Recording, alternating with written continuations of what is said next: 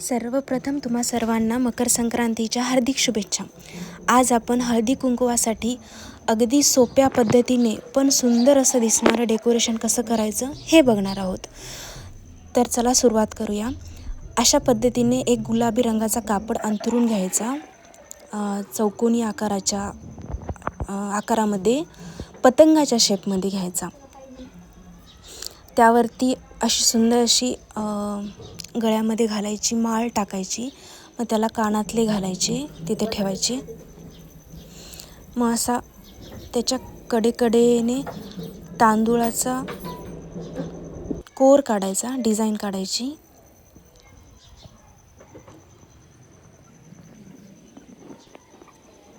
अशा पद्धतीने सुंदर अशी डिझाईन काढून घ्यायची चौभोवताली.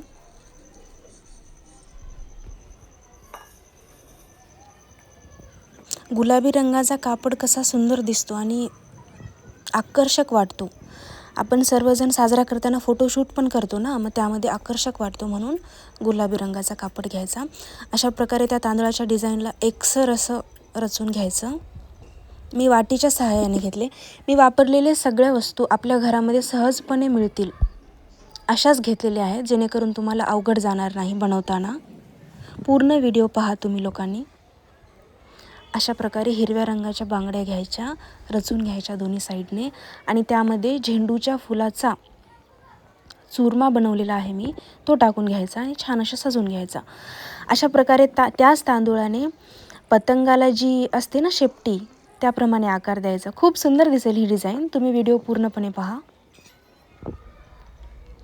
मग नंतर अशा प्रकारे दोन्ही साईडला बांगड्या ठेवून घ्यायची आणि त्यामध्ये त्याच्या सभोवताली हिरव्या रंगाचे कुठलेही पान मिळो तुम्हाला, जवळपास जे काही अवेलेबल असेल त्या पानाने अशा प्रकारे सजवून घ्यायचं.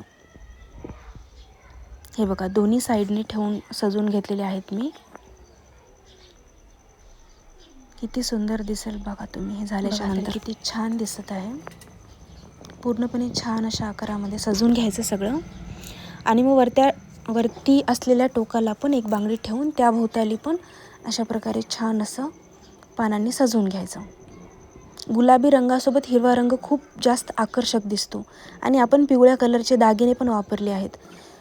कॉम्बिनेशन खूपच सुंदर वाटेल. हा बघा, असा लुक येत आहे. त्यामध्ये पण झेंडूच्या फुलांचा चुरमा भरून घ्यायचा. मी कलरफुल झेंडूची फुलं वापरलेली आहेत. 2-3 कलरचे मिक्स आहेत त्यामध्ये. ते फारच सुंदर दिसतील.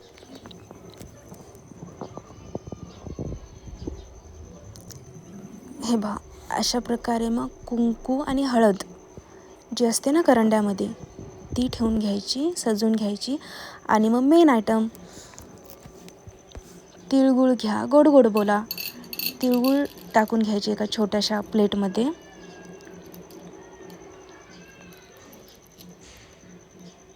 खूपच सुंदर लुक येईल संपूर्ण झाल्याच्या नंतर. हा बघा, अतिशय छान असा लुक आलेला आहे. ही झाली आपली संपूर्ण डेकोरेशन. बघा किती छान वाटत आहे. पूर्ण सजल्याच्या नंतर ही डिझाईन खूपच छान दिसते. ही तुम्ही अगदी सोप्या अशा पद्धतीने एक 5 ते 10 मिनिटामध्ये बनवून घेऊ शकता. सबस्क्राईब करून घ्या चॅनलला.